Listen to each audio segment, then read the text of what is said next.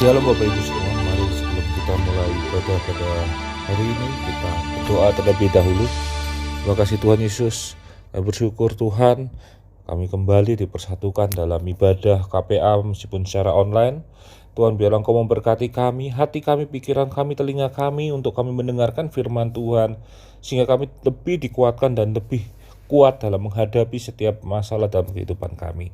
Terima kasih Tuhan Yesus, terima kasih Roh Kudus. Kami mulai pada KPA ini dalam nama Tuhan Yesus kami berdoa. Haleluya, amin. Shalom Bapak Ibu semua, hari ini kita akan bicara tentang jemaat yang kedua yang saya ingin bicarakan, yaitu jemaat Pergamus. Jemaat Pergamus ini merupakan salah satu jemaat dari 7 jemaat yang ada di Kitab Wahyu. Dalam Wahyu 2 ayat 12 sampai 17 bicara demikian. Kepada jemaat di Pergamus, dan tuliskanlah kepada malaikat jemaat di Pergamus, inilah firman Dia yang memakai pedang yang tajam dan bermata dua.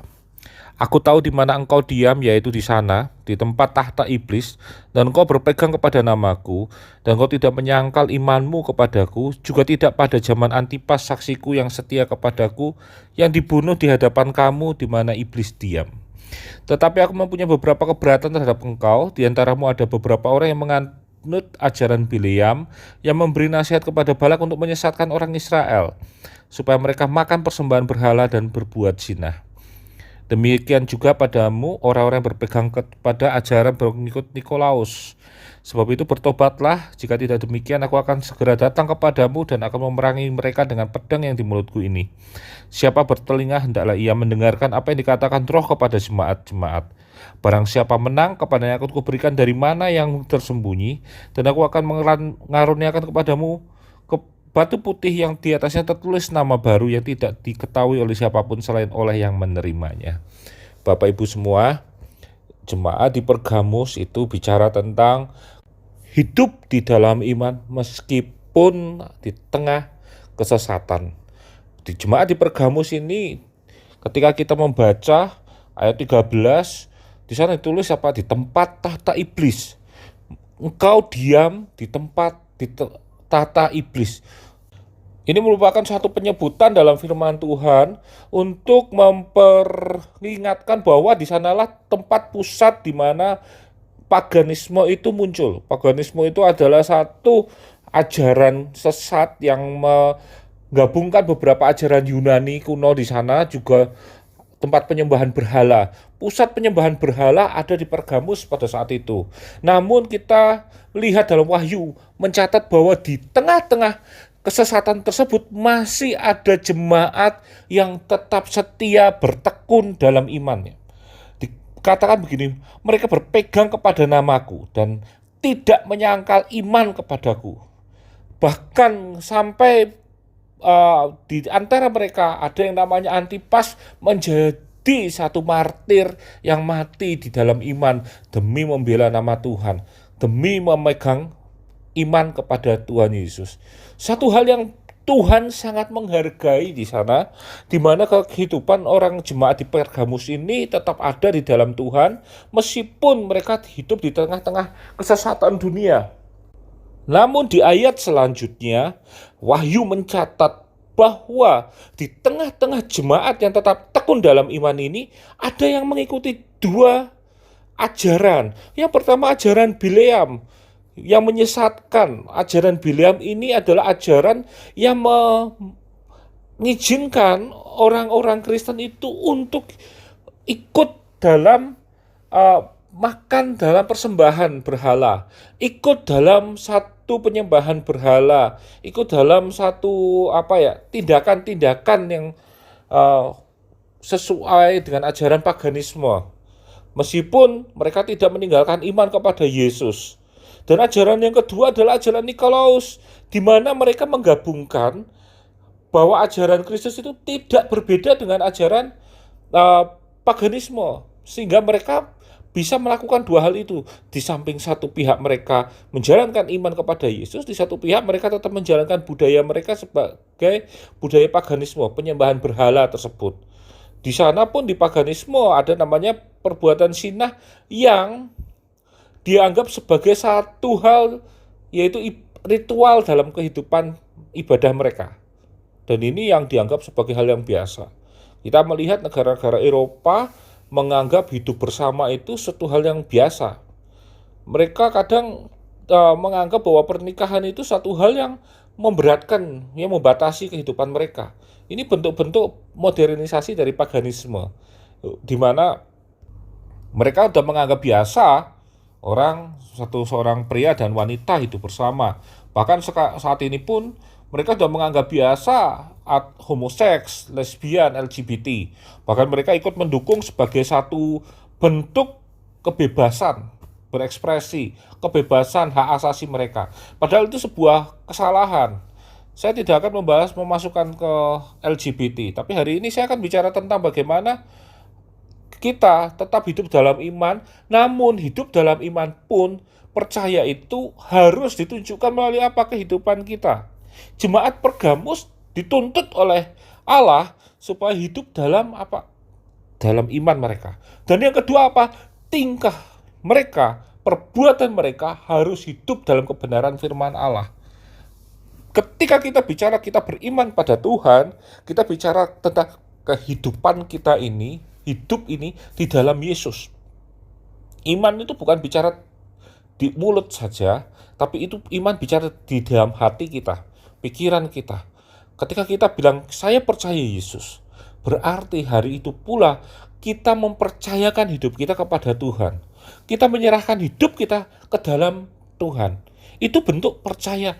The basic of belief adalah ketika kita menyerahkan hidup kita sepenuhnya pada Tuhan.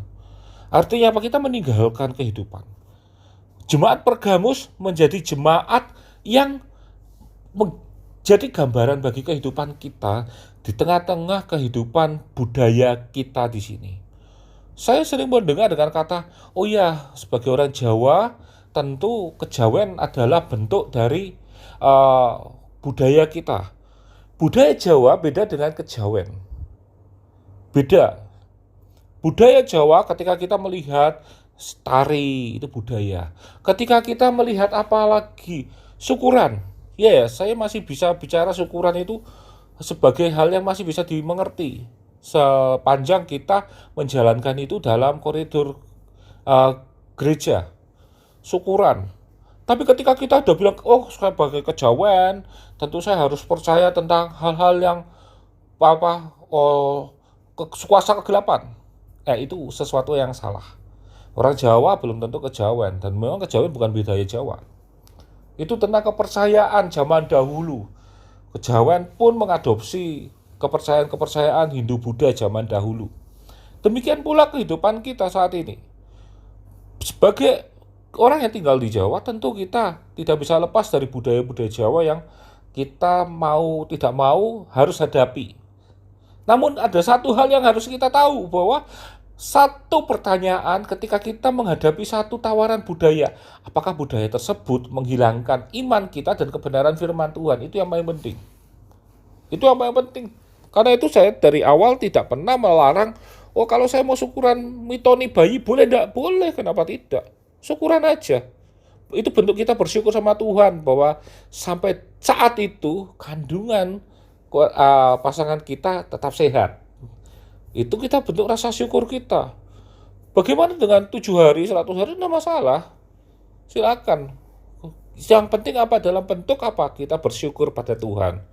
Bagaimana kalau kita datang ke kuburan dan kita nyekar? Ya sudah, itu tentang mengingat orang-orang yang telah meninggalkan kita, orang-orang yang kita kasihi. Tidak ada yang salah. Tapi begitu kita berdoa kepada orang tersebut, meminta berkah di kuburan, itu sebuah hal yang salah. Bagaimana tentang percaya kepada kuasa kegelapan? Oh iya, kita tahu bahwa ada kuasa kegelapan. Kita percaya itu. Tapi kita tidak hidup di dalam situ. Kita melawannya dengan apa? Kita tidak melawannya dengan umbe rampe segala macam. Tapi kita mengalahkannya dengan apa? Dengan nama Tuhan Yesus. Itu bagaimana kita hidup di tengah-tengah masyarakat yang berbudaya. Bolehkah saya ikut dalam sender tari? Kenapa tidak? Bolehkah saya menonton wayang? Kenapa tidak? Saya nggak pernah itu. Bolehkah saya jadi dalang? Why not? Kenapa tidak? Saya bilang gitu kok. Tapi ketika kita menjalankan ritual-ritual yang sama dengan orang-orang sana, itu yang salah. Lakukan itu ketika kita menjalankan sesuatu, lakukan dengan dalam nama Tuhan Yesus. Jalankan ritual sesuai dengan firman Tuhan. Apa yang sesuai dengan firman Tuhan? Jangan menyembah berhala. Jangan percaya pada cerita dongeng nenek moyang. Di situ kita akan menemukan ada filter yang kuat, ada dinding pemisah antara kepercayaan zaman dulu dengan sekarang. Ada hal yang benar di hadapan Tuhan, ada hal yang seakan-akan benar di hadapan Tuhan, padahal itu sebuah kesalahan. Karena itu perlu Bapak Ibu silakan untuk mendiskusikan dengan saya, dengan staf gembala, dengan Ibu Gembala, tentang apa yang boleh, apa yang tidak boleh. Tapi tidak pernah selama ini, ini nggak boleh, ini melakukan hal yang dosa ini. Saya tidak selalu berpikir bagaimana kehidupan kita itu bisa sepadan bersama dalam satu era di mana kita hidup dalam satu kebudayaan. Jemaat di Pergamus itu adalah bentuk bagaimana jemaat itu seperti ikan di laut. Meskipun laut itu airnya asin, tapi daging ikan itu tidak menjadi asin. Itulah seperti hidup kita. Kita berenang di sana, kita bisa diterima di tengah masyarakat tanpa harus kita menjadi sama terhadap dosa-dosa mereka. Itu yang harusnya menjadi pelajaran bagi kita. Itu yang penting kita pelajari. Karena itu Bapak Ibu, mari hari ini kita kembali lagi untuk memperkuat keimanan kita. Untuk memperkuat pengetahuan kita terhadap firman Tuhan. Bukan dengan cara mencari mana yang salah benar, tapi bagaimana kita mencari kebenaran firman Tuhan. Mengerti kepada kebenaran firman Tuhan, berdiskusi pada orang yang tepat, meminta doa ketika kita menghadapi satu masalah yang kita kurang yakin. Saya percaya Bapak Ibu, tidak ada kuasa yang tidak bisa dikalahkan ketika kita berada di dalam nama Yesus. Karena itu pegang nama Yesus di dalam kehidupan kita. Bangun kembali rumah kita secara fisik. Isi rumah kita secara fisik itu sebagai rumah doa.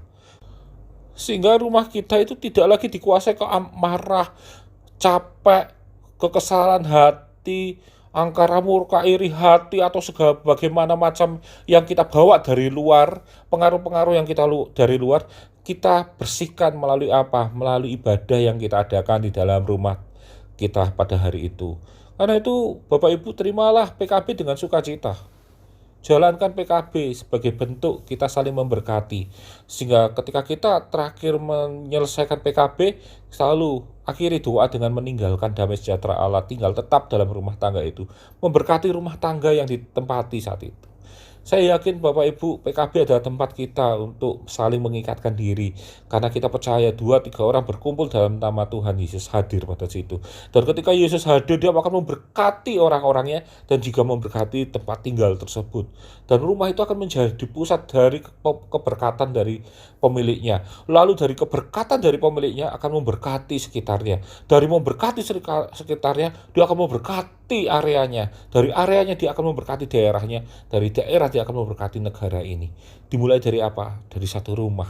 Pada itu, kita adalah pelita kasih family yang kuat, tekun, dan taat dalam iman, hidup dalam iman di tengah kesesatan dunia ini. Percayalah, kesesatan dunia ini bisa diperbaiki melalui kehidupan kita.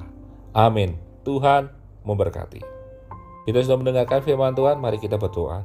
Terima kasih Tuhan Yesus, hari ini kami diberkati melalui firman-Mu Tuhan.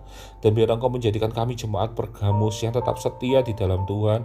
Meskipun kami hidup di tengah-tengah kesesatan, meskipun kami hidup di tengah-tengah budaya-budaya, pengaruh-pengaruh, kepercayaan-kepercayaan yang tidak sesuai dengan firman-Mu. Tapi biarlah kami menjadi lebih kuat karena kami hidup di dalam Engkau, dan kami mencari kebenaran firman Tuhan melalui firman Tuhan yang kami dengarkan maupun yang kami baca. Biar Engkau membentuk kami Tuhan menjadi jemaat yang kuat, membentuk kami menjadi pribadi yang kuat, keluarga yang kuat, dan menjadi rumah yang kuat, rumah yang kokoh, menjadi satu kesatuan hati, kesatuan tubuh Kristus di dalam kehidupan kami. Terima kasih Tuhan Yesus. Tutup bungkus kami semua dengan darah-Mu yang kudus. Jauhkan dari virus corona, sakit, penyakit, dan mara bahaya.